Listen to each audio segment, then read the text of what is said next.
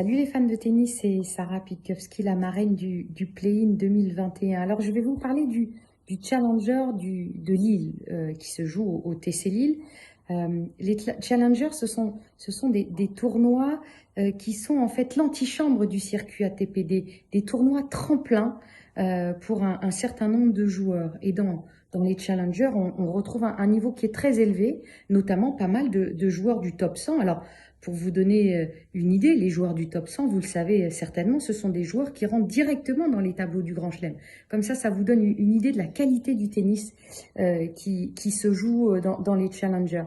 Alors, les joueurs qui participent aux Challengers, vous avez ceux qui viennent étoffer leur palmarès, comme par exemple Grégoire Barrère, le Français qui est déjà double tenant du titre du Play-in et qui revient cette année encore pour la passe de 3.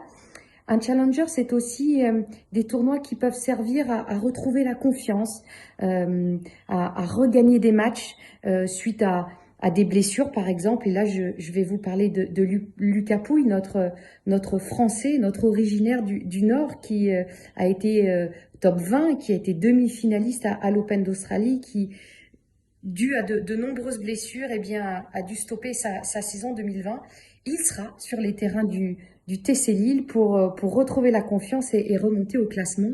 Alors voilà, c'est une des raisons pour lesquelles on vous propose de suivre le Challenger du Play-in de Lille sur les réseaux sociaux cette année, parce que Covid oblige, mais aussi sur le site internet, notamment avec FFT TV, où vous pourrez suivre en direct les demi-finales, en espérant qu'il y ait des Français qui soient arrivés à ce niveau du tournoi, et la finale qui sera diffusée sur beIN Sport. Alors on vous donne rendez-vous du 22 au 28 mars pour le Play-in, le Challenger de Lille. À très vite.